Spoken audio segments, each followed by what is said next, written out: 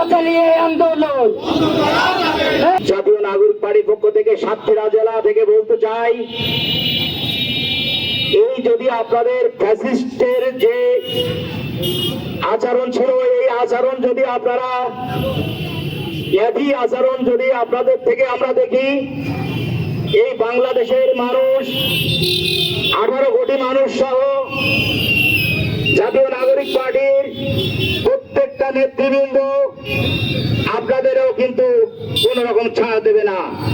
আমরা ধৈর্য ধরছি বলে আপনারা মনে করবেন না জাতীয় নাগরিক পার্টি বা এনসিপির হয়তো সেই জনপ্রিয়তা হারিয়েছে, অল্প সংখ্যক মানুষ ছাড়া আসে না বা কোনো প্রোগ্রাম করে না, এটা আপনাদের ভুল ধারণা। আমরা ধৈর্য ধারণ করছি মানে এই না যে আপনাদেরকে ফ্যাসিবাদ কায়েম করতে দেব সারা বাংলাদেশে।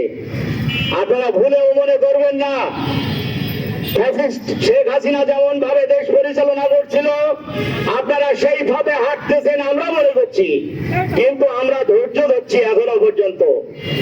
আমরা বেশি দিন ধৈর্য ধরবো না। যখন ধৈর্যের বাঁধ ভেঙে যাবে তখন দেখবেন যে ফ্যাসিস্ট হাসিনা যেমন ভাবে পালায়ন করেছিল অমন ভাবে আপনাদেরকেও পালায়ন করতে হবে। মনে রাখবেন, যে ছেলের চোখের আপনারা আজকে বাড়ি মেরেছেন, সেই ছেলের চোখের বিনিময়ে আপনারা আপনার দলের হাজারো নেতাকর্মী কিন্তু ওই জুলাই মাসে ওই সকল ছেলেরা মাঠে নেমেছিল বলেই আপনার দলের হাজারো নেতাকর্মী আজকে নিজের চোখে মুক্ত বাংলা দেখতে পায়, এই বাংলার রূপ সৌন্দর্য আকাশ বাতাস উপলব্ধি করতে পারে, দেখতে পারে। আপনারা সেই সমস্ত মানুষদের গায়ে হাত তুলছেন, তাদের অস্তিত্ব নিয়ে প্রশ্ন তুলছেন, তাদেরকে আপনারা দমন পীড়ন করবার চেষ্টা চালাচ্ছেন, যাদের জন্য আপনার দলের নেত্রী বাংলাদেশের জননেত্রী বেগম খালেদা জিয়া তিনি মুক্ত হয়েছিলেন। ঠিক একই পন্থায় গণতন্ত্রকে কবর দিয়ে একনায়কতন্ত্র প্রতিষ্ঠিত করেছে।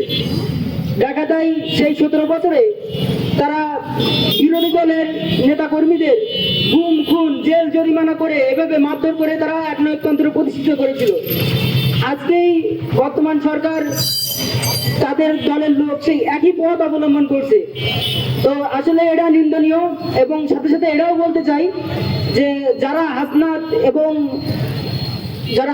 সার্জিস ভাই এবং নাজিরউদ্দিন পাটোয়ারি ভাই হাত দিয়েছেন, তাদের বলতে চাই তারা আগে এনসিপি না, তারা আগে ছিল জুলাই যোদ্ধা। তো অতএব আপনি একজন এনসিপি নেত্রীর গায়ে হাত দেননি, নেতার গায়ে হাত দেননি, অবশ্যই আপনি একজন জুলাই যোদ্ধার গায়ে হাত দিয়েছেন। তারা বলতে চাচ্ছে সাতক্ষীরাতেও যদি কোনো আন্দোলন হয়, আমাদের বিপক্ষে কথা বলা হয়, আমরা এর প্রতিবাদ জানাবো এবং আমরা রুখে দেবো।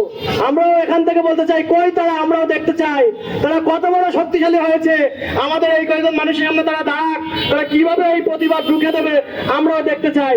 এবং তারা বলতে চাচ্ছে যে আপনারা যদি সাতক্ষীরাতে আসেন, হাসনাত আব্দুল্লাহ যদি সাতক্ষীরাতে আসে, নাসিরউদ্দিন পাটোয়ারি যদি সাতক্ষীরাতে আসে, তাদের এক স্বেচ্ছাসেবক দলের 9টা ওয়ার্ডই নাকি যথেষ্ট।